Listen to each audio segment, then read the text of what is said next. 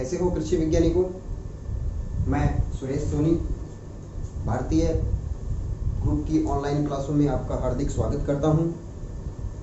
उम्मीद करता हूं कि आप सभी भी अपने घर पे सभी स्वस्थ होंगे, मस्त होंगे। आज अपन एग्री बायो की कृषि जीव विज्ञान की जो अपनी किताब है उसके अंदर एक नई यूनिट और एक नए चैप्टर को शुरुआत करने जा रहे हैं, जिसके कुछ टॉपिक्स अपन यहाँ पर डिस्कशन करेंगे। तो देखो बच्चों, कृषि जीव विज्ञान के अंदर अपने टोटल 14 चैप्टर हैं। 14 चैप्टर हैं, 10 यूनिट है। इसमें से कुछ चैप्टर अपने आप में एक यूनिट भी है। उन्हीं में से ही अपन शुरुआत करने जा रहे हैं, जिसमें अपनी यूनिट नंबर 2 और चैप्टर नंबर 2 जो अपना पार्ट दूसरा जो है वो दूसरी इकाई भी है, यानी वो एक यूनिट है पूरी, जिसका नाम है जैव प्रौद्योगिकी। जिसके अंदर क्या क्या अपन को पढ़ना है, परिभाषा, संक्षिप्त इतिहास, महत्व एवं उत्तक संवर्धन, ये मेन टॉपिक्स है जो इस चैप्टर के अंदर अपन को डिस्कशन करने हैं। थोड़ी सी अपन ब्लूप्रिंट की बात कर लेते हैं कि यूनिट के अंदर कितने नंबर के अपने क्वेश्चन आएंगे, कौन कौन से क्वेश्चन आएंगे। बोर्ड के पेपर की बात कर रहा हूँ मैं। बोर्ड ने एक ब्लूप्रिंट निर्धारित कर रखा है अपना, जिसके अंदर अपन को ये बता रखा है कि प्रत्येक यूनिट जो है वो कितने नंबर की है और उसमें से कितने कितने नंबर के क्वेश्चन आएंगे। तो देखो बच्चों, ये वाला जो चैप्टर 2 है, जो 2nd यूनिट भी कह सकते हैं अपन, इसकी टोटल नंबर जो है बोर्ड के पेपर के अंदर अपने टोटल नंबर है 6, यानी 6 नंबर के क्वेश्चन इस चैप्टर में से आएंगे जो अपन अभी पढ़ रहे हैं। और 6 नंबर के क्वेश्चन आएंगे, मगर वो कौन कौन से क्वेश्चन आएंगे अपने बोर्ड के पेपर के अंदर 4 प्रकार के क्वेश्चन आएंगे, 1 नंबर के, 2 नंबर के, 3 नंबर के और 4 नंबर के। तो इस वाली यूनिट में से अपने पास 1 नंबर का एक क्वेश्चन आएगा, 2 नंबर का एक आएगा, 3 नंबर का एक आएगा, यानी टोटल अपने पास 3 क्वेश्चन आएंगे, एक नंबर वाला, एक 2 नंबर वाला और एक 3 नंबर वाला। इस प्रकार से 6 नंबरों का विभाजन इस यूनिट में बोर्ड ने अपनी ब्लूप्रिंट में कर रखा है। अब अपन बात करते हैं इस चैप्टर की। देखो, चैप्टर का नाम है जैव प्रौद्योगिकी। जैव प्रौद्योगिकी, जिसको अपन नॉर्मली बायो टेक्नोलॉजी भी कह सकते हैं। ज्यादातर शब्द जो है इस चैप्टर के अंदर बायोटेक्नोलॉजी शब्द को अपन ज्यादा यूज में लेंगे, जिसको आपकी किताब के अंदर भी जगह जगह पर बायोटेक्नोलॉजी ये लिखा हुआ मिलता है। तो बायोटेक्नोलॉजी, जिसको प्योर हिंदी में अपन जैव प्रौद्योगिकी कहते हैं, इस शब्द का क्या मतलब होता है, पहले तो इस शब्द का अपन मतलब देखते हैं। देखो, बायोटेक्नोलॉजी या जैव प्रौद्योगिकी अंग्रेजी का ऐसा शब्द है जो 2 शब्दों से मिलकर के बना हुआ है, बायोलॉजी प्लस टेक्नोलॉजी, यानी जीव विज्ञान के साथ में कुछ तकनीक को शामिल कर दिया गया है। नॉर्मली बायोलॉजी अपन जानते क्या होती है, जीव जंतुओं का अध्ययन करना बायोलॉजी होती है, मगर उसमें कोई टेक्नोलॉजी मिक्स कर दे, कुछ इंजीनियरिंग कर दे अपन, यानी जीव जंतुओं के शरीर के अंदर कुछ अपन जीन का स्थानांतरण कर दे या कुछ टेक्नोलॉजिकल अपन उनको रूपांतरित कर दे, कुछ चेंज कर दे, जीव विज्ञान के साथ में टेक्निक्स को और जोड़ दे, तो वो विज्ञान की ब्रांच बन जाती है अपनी बायोटेक्नोलॉजी, यानी 2 शब्दों से मिलकर बना हुआ शब्द, जिसमें कौन कौन से शब्द आए हैं, बायोलॉजी प्लस टेक्नोलॉजी, इन दोनों से बन गया अपना शब्द बायो टेक्नोलॉजी, जैव प्रौद्योगिकी। जैव मतलब जीव, प्रौद्योगिकी यानी टेक्नोलॉजी। तो ये तो इस शब्द के टुकड़े करने पर मीनिंग हुआ है। अब अपन बात करते हैं इस शब्द की मीनिंग के बाद में परिभाषा क्या है, बायोटेक्नोलॉजी क्या होती है, इसके अंदर किन चीज़ों का अध्ययन किया जाता है मनुष्य के लिए, और खास करके अपने एग्रीकल्चर के अंदर इसका क्या महत्व होता है। तो देखो, अपन परिभाषा की बात करते हैं तो इसकी परिभाषाएं कई है। अपनी किताब के अंदर भी इसकी 3 परिभाषाएं दे रखी है। मैं आपको हर परिभाषा को हर तरीके से समझाने की कोशिश करूंगा। एक बेसिक सा मीनिंग अपन ये देखें कि बायोटेक्नोलॉजी का मतलब आप इतना समझ सकते हो कि जीवों के द्वारा ही और जीवों के लिए ही, यानी कोई अपन ऐसा उत्पाद बनाना चाह रहे हैं, अपन कोई ऐसी चीज बनाए जिसको बनाने के लिए अपन ने जीवों का ही उपयोग किया है, यानी जीवों से ही बनाई है, और बनाई गई चीज अन्य जीवों के लिए कोई लाभकारी है, भविष्य के लिए बहुत अच्छी चीज बना दी है अपन ने। तो अपन ने टेक्नोलॉजी लगाई है, मगर किस चीज में लगाई है, सजीव जगत के जीवों को अपन ने काम में लेकर के, यानी सजीव जगत की यानी जीवों की कोई कोशिकाओं को या सूक्ष्म जीवों को उपयोग में लेकर के अपन ने मनुष्य के लिए कोई एक अच्छा उत्पाद बना दिया है, जो टेक्नोलॉजी लगा करके बनाया गया है। पहले नहीं बनता था, अपने टेक्नोलॉजी लगा करके कुछ बना दिया है। तो सीधा सीधा मतलब ये निकल गया है कि जैविक कारकों जैसे कोशिकाओं को, सूक्ष्म जीवों को आदि को उपयोग में लेकर के नियंत्रित परिस्थितियों में, कंट्रोल कंडीशन के अंदर नियंत्रित परिस्थितियों में जैविक कारकों, सूक्ष्म जीवों, कोशिकाओं, इनका उपयोग करके अपन मनुष्य के लिए कोई लाभकारी उत्पाद जब बनाते हैं तो विज्ञान की उस शाखा को अपन जैव प्रौद्योगिकी या बायोटेक्नोलॉजी कहते हैं। अब मैंने आपको बताया था जीवों के द्वारा और जीवों के लिए, दोनों चीजें इस परिभाषा में शामिल हो रही है कि जैविक कारकों जैसे कोशिकाओं को, सूक्ष्म जीवों को, कोशिकाएं और सूक्ष्म जीवों के अंदर पाई जाती है, उनका उपयोग करो और मानव के लिए कोई अच्छा उत्पाद बना दो। तो अपन ने बनाने के लिए कच्चा माल भी जीवों से ही लिया और जो उत्पाद बनाया है वो किसके लिए, मनुष्य के लिए यानी अन्य जीवों के लिए बना दिया है। तो ये सब चीज हो गई है बायोटेक्नोलॉजी। और बहुत सारे एग्जांपल्स में इस परिभाषा को आपको समझाऊंगा। यानी जीवों से अपन ने कुछ अच्छा उत्पाद बना दिया जो जैव प्रौद्योगिकी है, मानव के लिए उपयोगी होगा वो। ये बायोटेक्नोलॉजी शब्द कोई शब्द 1919 में आया था, मगर ऐसी बात नहीं कि बायोटेक्नोलॉजी शाखा जो है वो एक अभी चलने वाली ब्रांच है, अभी कोई नई शाखा आई है क्या विज्ञान के अंदर। बहुत पुराने समय से भी जैव प्रौद्योगिकी चल रही है। जस्ट एक एग्जांपल के द्वारा मैं आपको समझाता हूँ। अपन घर पे क्या करते हैं, दही बनाते हैं। कैसे बनाते हैं, दूध से दही बनाते हैं। अपन दूध से दही कैसे बनाते हैं, रात को दूध लिया, उसको थोड़ा गर्म किया, उसके अंदर थोड़ा सा दही इंक्यूबेशन के रूप में, इन्यूबेशन के रूप में थोड़ा सा दही अपन ने डाल दिया, सुबह पूरा दही बन गया। क्या हुआ, कैसे बना दही, थोड़ा सा दूध के अंदर दही डालने पर कंप्लीट दूध जो है वो दही में कन्वर्ट हो गया। कैसे हुआ, अगर अपन विज्ञान के तरीके से देखें इसको तो इसमें क्या हुआ था। देखो दूध के अंदर क्या होती है, लैक्टोज शर्करा होती है। दही में क्या होते हैं, लैक्टोबैसिलस जीवाणु होते हैं। ये लैक्टोबैसिलस जीवाणु दूध की शर्करा, जो लैक्टोज शर्करा है, उसका क्या करते हैं, किण्वन करते हैं। किण्वन शब्द आपके लिए मेरे ख्याल से अनजान नहीं होगा, 9वीं क्लास में, 10वीं क्लास में, 11वीं क्लास में बहुत बार आया है। तो उन सूक्ष्म जीवों ने, कौन से सूक्ष्म जीवों ने, लैक्टोबैसिलस जो जीवाणु है, जीवाणु सूक्ष्म जीवी होते हैं, उन्होंने दूध के अंदर पाए जाने वाली लैक्टोज शर्करा का किया फर्मेंटेशन यानी किण्वन कर दिया और क्या बनाया, लैक्टिक एसिड बनाया। लैक्टिक एसिड बना, साथ में दही बन गया है। यानी सूक्ष्म जीवों ने दूध से दही बना दिया। बायोटेक्नोलॉजी है, ये भी बायोटेक्नोलॉजी है। देखो वो परिभाषा में आ जाओ अपने, जैविक कारकों जैसे सूक्ष्म जीव और कोशिकाओं का नियंत्रित परिस्थितियों में उपयोग करके मनुष्य के लिए कोई उपयोगी उत्पाद बनाना जैव प्रौद्योगिकी है। क्या किया अपन ने, लैक्टोबैसिलस जीवाणु की सहायता से दूध की जो लैक्टोज शर्करा है उसका किण्वन कर दिया, दही बना दिया। दही मनुष्य के लिए लाभकारी उत्पाद बन गया है, जैव प्रौद्योगिकी। तो क्या जैव प्रौद्योगिकी यही होती है, दूध से दही बनाना? नहीं। वर्तमान समय में जैव प्रौद्योगिकी ने बहुत सारे नए खोज कर दी है, नई प्रकार की एक नई तकनीक के साथ में बहुत कार्य किए हैं, वो सभी अपन डिस्कशन इसमें करेंगे। मैं आपको इस एग्जाम्पल से ये बताना चाह रहा हूँ कि जैव प्रौद्योगिकी कोई अभी वर्तमान समय के अंदर ही आने वाली कोई नई ब्रांच नहीं है, बहुत परंपरागत समय से जैव प्रौद्योगिकी चल रही है, बस पता नहीं था लोगों को। इसके अलावा एक दो एग्जाम्पल और देता हूँ मैं आपको। सिरका बनाया जाता है, एल्कोहलिक पदार्थ, एल्कोहल बनाया जाता है, ये भी किण्वन प्रक्रिया के द्वारा ही बनाए जाते हैं। एल्कोहल कैसे किया जाता है, एल्कोहल का निर्माण भी किण्वन के द्वारा बनाया जाता है, जिसमें सूक्ष्म जीव। तो दूध से दही बनाना, सिरका बनाना, एल्कोहल बनाना, ये सब क्रियाएं जो होती है किण्वन क्रिया से होती है। किण्वन के अंदर सूक्ष्म जीवों का उपयोग होता है, सब बायोटेक्नोलॉजी है। मगर ये सब चीजें हैं परंपरागत जैव प्रौद्योगिकी के अंदर आती है। वर्तमान समय के अंदर जैव प्रौद्योगिकी ने बहुत सारी नई चीजों की खोज कर दी है, जो आप पहले के लोग जानते ही नहीं थे, उन सब चीजों की खोज कर दी है जैव प्रौद्योगिकी ने या बायोटेक्नोलॉजी ने। बहुत सारे ऐसे रोगों के निदान और उपचार होने लगे हैं जो पहले असाध्य रोग थे, उनका कोई इलाज नहीं था, जैव प्रौद्योगिकी ने खोज की है। बहुत सारी ऐसी दवाइयाँ बनाई है जो पहले नहीं जानते थे उनके बारे में।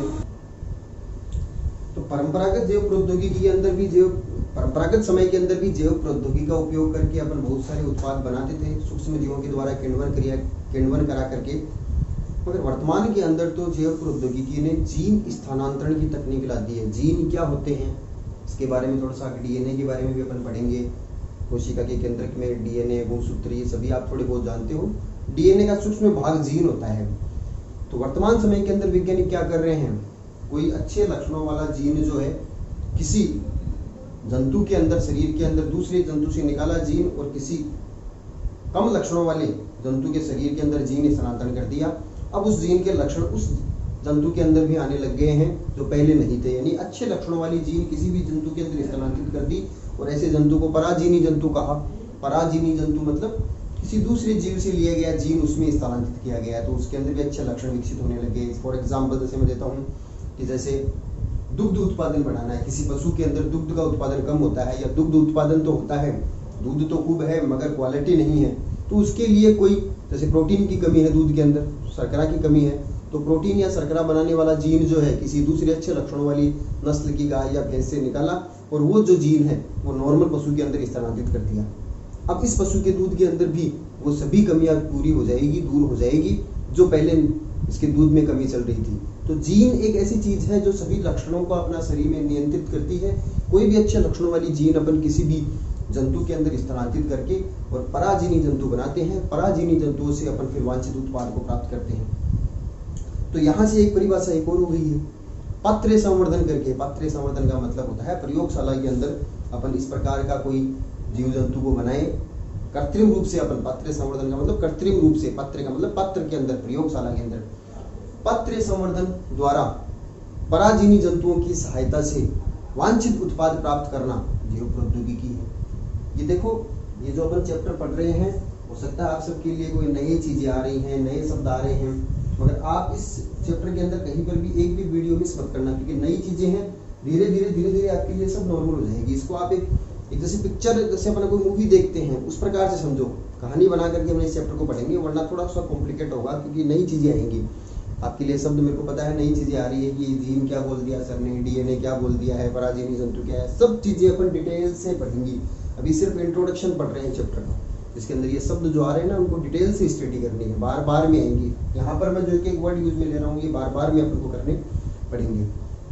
तो अब अपन बात कर रहे हैं, देखो, पराजीनी जंतुओं को बनाना, जीन स्थानांतरण करना, एक जीव का जीन निकाला दूसरे जीव के अंदर डाला, ये सब चीजें जो है ये नवीन जैव प्रौद्योगिकी के अंदर आ गई है। एक तो परंपरागत जैव प्रौद्योगिकी जिसके अंदर क्या कर रहे थे अपन, सीधा सीधा किण्वन करा करके और किसी दूध से दही बना दिया, सिरका बना दिया, अल्कोहल बना दिया, ये सब तो परंपरागत जैव प्रौद्योगिकी थी जिसके अंदर जीनों का स्थानांतरण नहीं कर रहे थे। एक जीव के शरीर से डीएनए निकाल करके दूसरे जीव के शरीर के डीएनए के साथ में उसका टुकड़ा जोड़ना, ये सब काम नहीं कर रहे थे। अपन ने क्या किया, सूक्ष्म जीव लिए थे और उन सूक्ष्म जीवों से अपन ने किण्वन करवाया और एक उत्पाद बना दिया है। किण्वन से जो नया उत्पाद बना वो मनुष्य के लिए लाभकारी हो गया है। ये तो परंपरागत जैव प्रौद्योगिकी थी। मगर जो वर्तमान के अंदर नवीन जैव प्रौद्योगिकी जो चल रही है उसके अंदर आनुवंशिक अभियांत्रिकी, जो अपन डिटेल से इस चैप्टर के अंदर पढ़ेंगे, पुनर्योग से डीएनए तकनीक, वो भी अपन डिटेल से पढ़ेंगे, वो शामिल कर ली गई है। पुनर्योग से डीएनए तकनीक और आनुवंशिक अभियांत्रिकी, ये दो शब्द अपन को पूरे चैप्टर के अंदर चलेंगे। क्या क्या होते हैं डिटेल से अपन स्टडी इसकी करेंगे। तो देखो, मैं आपको बता रहा था परिभाषा अपन ने कर ली, 2-3 प्रकार से परिभाषा अभी तक मैंने आपको परिभाषा समझाई है। अब अपन बात करते हैं इतिहास की, थोड़ी सी ऐतिहासिक बातें करते हैं जैव प्रौद्योगिकी से संबंधित। हालांकि कुछ चीजें मैंने आपको अभी परिभाषा में समझा दी है, वही चीजें यहाँ पर दोबारा से आएगी। इतिहास की बात करते हैं तो जैव प्रौद्योगिकी जो शब्द है वो एक वैज्ञानिक ने दिया था जिसका नाम है कार्ल एरेकी। कार्ल एरेकी नाम का एक वैज्ञानिक है जिसने क्या किया, जैव प्रौद्योगिकी शब्द दिया था। कब दिया था? 1919 में शब्द दिया। जैव प्रौद्योगिकी शब्द किसने दिया? कार्ल एरेकी नाम के वैज्ञानिक ने 1919 में दिया था। इसका मतलब ये नहीं कि 1919 से ही जैव प्रौद्योगिकी या बायोटेक्नोलॉजी की शुरुआत हुई है। मैं आपको ये चीज बता चुका हूँ कि जैव प्रौद्योगिकी तो बहुत परंपरागत समय से चल रही है। भाई दूध से दही बनाना, सिरका बनाना, अल्कोहल बनाना, ये सब चीजें तो बहुत पहले से चल रही थी। इसका मतलब जैव प्रौद्योगिकी तो बहुत पहले की एक शाखा है विज्ञान की, लोग जानते नहीं थे। 1919 में इसको जाना और इसका इनाम दे दिया, जैव प्रौद्योगिकी है ये, बायोटेक्नोलॉजी है। किसने दिया? कार्ल एरेकी ने ये नाम दे दिया है। इसके बाद में बहुत सारे जैव प्रौद्योगिकी ने अपने खोजें की, कई रिसर्च किए, कई ऐसे उत्पाद बनाए जो मनुष्य के लिए बहुत ज़्यादा हितकारी हुए। उनमें से अपन एक एग्जाम्पल देते हैं, इंसुलिन। इंसुलिन क्या होती है पता होगा सभी को। इंसुलिन के बारे में नाम सबने सुन रखा है, 10th क्लास में भी आपने पढ़ा है। इंसुलिन क्या है? हार्मोन है, अपने शरीर में पाया जाने वाला एक हार्मोन है जो अपनी अग्नाशय ग्रंथि होती है, उस अग्नाशय ग्रंथि की एक कोशिका है जिसका नाम है बीटा कोशिका। उस बीटा कोशिका के द्वारा स्रावित होने वाला एक हार्मोन है। यह हार्मोन अपने शरीर में क्या काम आता है? यह हार्मोन अपने शरीर के अंदर ग्लूकोज की मात्रा, रक्त के अंदर ग्लूकोज की जो मात्रा है उसको नियंत्रित करता है। ग्लूकोज की मात्रा को नियंत्रित करने का मतलब शरीर के अंदर रक्त में ग्लूकोज की मात्रा को बढ़ने नहीं देता है। अतिरिक्त ग्लूकोज जो होता है उसको ग्लाइकोजन में परिवर्तित कर देता है। ग्लाइकोजन यकृत में जाकर के स्टोर हो जाता है। तो रक्त के अंदर ग्लूकोज का लेवल जो होता है उसको फिक्स बनाए रखता है इंसुलिन हार्मोन। अगर किसी कारणवश शरीर में इंसुलिन हार्मोन की कमी हो जाए, यानी अग्नाशय ग्रंथि की बीटा कोशिकाएं इंसुलिन हार्मोन न बना पाए, तो क्या होगा? शरीर के अंदर रक्त में ग्लूकोज की मात्रा बढ़ जाएगी, और ग्लूकोज की मात्रा बढ़ जाएगी तो एक रोग हो जाएगा जिसका नाम है मधुमेह या डायबिटीज, या साधारण भाषा में अपन शुगर की डिजीज जिसे बोलते हैं। तो इंसुलिन एक हार्मोन है जो कहां से स्रावित होता है? अग्नाशय ग्रंथि से। अग्नाशय ग्रंथि से स्रावित करती है, और इसकी कमी से क्या हो जाएगा? कौन सा रोग हो जाएगा? मधुमेह या डायबिटीज, या अपन साधारण भाषा में इसे शर्करा या शुगर की डिजीज कहते हैं। ये रोग हो जाता है। तो इस रोग का उपचार करने के लिए क्या चाहिए? रोगी व्यक्ति को अपन को क्या करना पड़ता है? इंसुलिन हार्मोन के इंजेक्शन देने पड़ेंगे, और कोई उपचार नहीं है भाई। जिस चीज के शरीर में कमी हो गई है उसी चीज को बाहर से इंजेक्शन के थ्रू देना पड़ेगा। तो इंसुलिन तो एक हार्मोन है, शरीर के अंदर बनने वाला एक पदार्थ है। वो बाहर लैब में कैसे बनेगा? बाहर कैसे बनेगा ये? तो इंसुलिन कैसे बनाई जाए? तो फिर जैव प्रौद्योगिकी ने एक नई खोज की। उन्होंने क्या किया कि इंसुलिन एक हार्मोन है, बनता किससे? अग्नाशय ग्रंथि। अग्नाशय ग्रंथि में बीटा कोशिका यानी एक कोशिका बनाती है। कोशिका के अंदर क्या है? जैसे ये अपन बात करें बीटा कोशिका की। बीटा कोशिका, कोशिका की संरचना आप 11th क्लास के अंदर सब जानते हो। बीटा कोशिका की संरचना जैसे नॉर्मली बना रहा हूँ, ये कोशिका है बीटा कोशिका। कोशिका के अंदर केंद्रक होता है, केंद्रक के अंदर गुणसूत्र या डीएनए होता है। इस डीएनए के अंदर कुछ जीन होते हैं, अभी बताया मैंने आपको। जैसे ये डीएनए का ये चित्र आप बार-बार में देखते हो। डीएनए के अंदर छोटे छोटे टुकड़े, यानी डीएनए का एक सूक्ष्मतम खंड एक जीन होता है, यानी छोटे छोटे जीन से मिलकर के बनी हुई है जीन। यानी जीन डीएनए का एक छोटा सा भाग है जो एक लक्षण के लिए उत्तरदायी होता है। यानी हर एक जीन शरीर के अंदर एक विशिष्ट कार्य करेगा। जैसे इस बीटा कोशिका के डीएनए में पाया जाने वाला एक जीन इंसुलिन हार्मोन को बना रहा है। हजारों लाखों जीन है इसके अंदर, जिसमें से एक जीन ऐसा है जो इंसुलिन हार्मोन को बना रहा है। अब हुआ क्या? इस बीटा कोशिका के कंप्लीट डीएनए में इंसुलिन हार्मोन को बनाने वाला जीन जो होता है वो खराब हो गया। तभी तो इंसुलिन नहीं बन पाई, तभी इंसुलिन नहीं बन पाई, और तभी डायबिटीज रोग हो गया। तो वैज्ञानिकों ने क्या किया कि इंसुलिन को बनाने वाला एक सही जीन तो किसी दूसरे व्यक्ति से लिया गया, उस जीन को लिया, और उस जीन को एक जीवाणु की कोशिका जिसका नाम है ई कोलाई एक जीवाणु का नाम है, उस जीवाणु के अंदर इंसुलिन को बनाने वाले जीन को स्थानांतरित कर दिया। और वो जीन जो होता है वो क्या हुआ? अपन इंसुलिन को बनाने का पूरा मेथड आगे पर डिटेल से पढ़ेंगे, अभी शॉर्ट में बता रहा हूँ सिर्फ। इस ई कोलाई के अंदर वो जो जीन है उसकी बहुत सारी कॉपी तैयार हो गई। एक जीन था, हजारों कॉपी बना दी। अब वो ई कोलाई जीवाणु के अंदर ही वो जीन जो है वो इंसुलिन हार्मोन को बनाने लग गया। अब एक जीन थोड़ा सा इंसुलिन बनाता, कॉपी तैयार हो गई ई कोलाई के जीवाणु के अंदर, तो बहुत सारे जीन कॉपी हो गई। जैसे अपन एक कॉपी अपने पास कोई नोट्स की कॉपी, अपन को 100 कॉपी चाहिए तो फोटोकॉपी मशीन में डाल देते हैं, वैसे ही जीन की क्लोनिंग हो गई। जैसे अपन फोटोकॉपी पेज की फोटोकॉपी बोलते हैं, वैसे जीन की कॉपी का तैयार करना जीन क्लोनिंग कहलाता है। तो उस जीवाणु के अंदर इंसुलिन को बनाने वाला जीन डालने से हुआ क्या? उस जीन की बहुत सारी कॉपी यानी जीन की क्लोनिंग हो गई। एक जीन था, उससे हजारों लाखों जीन बन गई, और वो हजारों लाखों जीन जो है वो व्यापारिक स्तर के ऊपर बहुत सारे इंसुलिन को बनाने लग गई। यानी अपन ने पत्र संवर्धन, वो बता रहा था ना मैं, लैब के अंदर जीवाणुओं को लैब में लिया, जीन को लैब के अंदर ही जीवाणु कोशिका में स्थानांतरित किया, और उस लैब के अंदर ही उन जीवाणुओं का संवर्धन किया। संवर्धन का मतलब पोषक माध्यम के घोल के अंदर इन जीवाणुओं को रखा कई दिनों तक। तो जैसे जैसे जीवाणुओं ने जनन किया, बहुत सारे जीवाणु बने, प्रत्येक जीवाणु के अंदर एक जीन, तो लाख जीवाणु बन गए, तो लाख कॉपी बन गई अपनी इंसुलिन बनाने वाले जीन की। तो इस प्रकार से उस संवर्धन माध्यम के अंदर ही इंसुलिन बनने लग गया, बहुत सारा इंसुलिन बनने लग गया। यानी जो इंसुलिन अपने शरीर में बनता था उस इंसुलिन को अपन ने लैब के अंदर बाहर तैयार कर लिया, बस बन गया, काम हो गया। उस इंसुलिन को अपन ने इंजेक्शन फॉर्म के अंदर लिया और डायबिटीज के पेशेंट को इंजेक्शन लगाने लगे।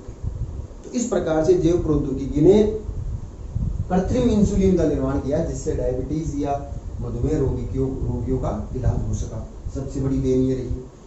इसके बाद में जैव प्रौद्योगिकी के अंदर एक उपकरण है जो जीन की क्लोनिंग करने के अंदर भी काम में आता है, इसका नाम है पीसीआर। डिटेल से अगर अपन पढ़ेंगे आगे, पीसीआर पॉलीमरेज श्रृंखला अभिक्रिया, पॉलीमरेज चेन रिएक्शन, पॉलीमरेज श्रृंखला अभिक्रिया।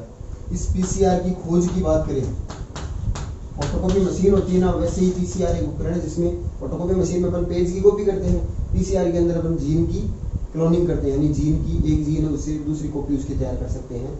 इसकी खोज की किस वैज्ञानिक ने? केरी मूलिस नाम के वैज्ञानिक ने पीसीआर की खोज कर दी। पीसीआर की खोज करते ही पुनर्योगज डीएनए का निर्माण हो गया। पुनर्योगज डीएनए क्या होता है डिटेल से अपन आगे पढ़ेंगे, अभी सिर्फ शब्द आपको नहीं लग रहे होंगे। पुनर्योगज डीएनए का मतलब आप बेसिक से इतना ही समझो कि जैसे मैं आपको बताना चाह रहा हूं कि ये डीएनए है, ये एक डीएनए और ये एक जीव से निकाला गया डीएनए है, ये एक दूसरे जीव से निकाला गया डीएनए है। मैंने क्या किया, इस जीव से निकाला गया जो डीएनए, इसका एक टुकड़ा काटा, इसका भी यहाँ से इतना ही बड़ा एक टुकड़ा काटा, इस वाले टुकड़े को तो निकाल करके बाहर कर दिया और यहाँ पर ये वाला टुकड़ा काट करके यहाँ पर डाल दिया। इस वाले डीएनए को थोड़ा मैं वैसा दिखा,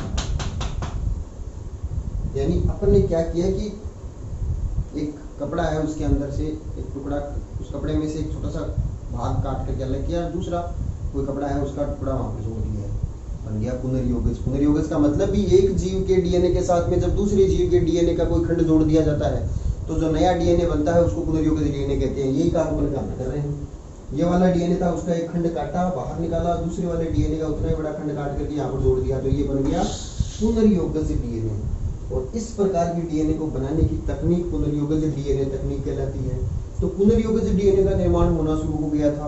पुनर्योगज डीएनए का निर्माण सबसे पहले किस वैज्ञानिक ने किया था? यहाँ से दो अच्छे क्वेश्चन बनते हैं, एक नंबर के अपने। पुनर्योगज डीएनए का निर्माण सबसे पहले कोलबर्ग नाम के वैज्ञानिक ने सबसे पहले पुनर्योगज डीएनए बनाया था।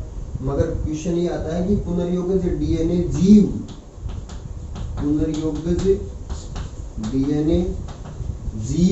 का निर्माण सबसे पहले किसने किया? तब यहाँ पर आपको ध्यान में रखना है दो वैज्ञानिकों के नाम, स्टेनले कोहेन व हर्बर्ट बोयर। पुनर्योगज डीएनए का निर्माण सबसे पहले पुनर्योगज डीएनए का निर्माण किसने किया? तब तो आंसर आएगा कोलबर्ग। और सर्वप्रथम पुनर्योगज डीएनए जीव का निर्माण किसने किया? जीव शब्द आ जाए तब आ जाएगा स्टेनले कोहेन और हर्बर्ट बोयर। कब किया था? 1973 के अंदर इसका निर्माण किया। तो ये ऐतिहासिक क्षेत्र के अंदर आता है।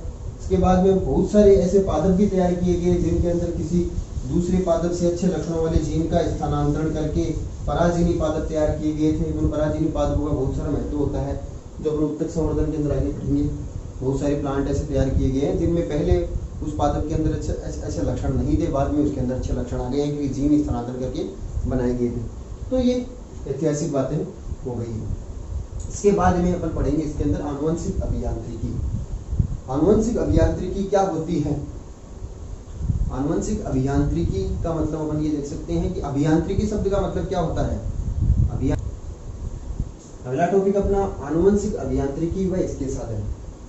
ये वाला टॉपिक अगला अपना जो ये वाला टॉपिक इस चैप्टर के अंदर मेन पोर्शन इस टॉपिक का ही है, जिसके अंदर आनुवंशिक अभियांत्रिकी क्या होती है, इसके कौन कौन से साधन है, साधनों के अंदर फर्स्ट प्रतिबंधित एंजाइम, ये अपन नेक्स्ट वीडियो के अंदर डिस्कशन करेंगे। इस वीडियो में अपन ने क्या क्या देखा है मैं आपको रिवाइज कर देता हूँ। पहले तो अपन ने चैप्टर के बारे में पढ़ा, आपको ब्लूप्रिंट के बारे में बताया मैंने, कितने नंबर की यूनिट है, डिवाइडेशन कैसे एग्जीक्यूशन होगा।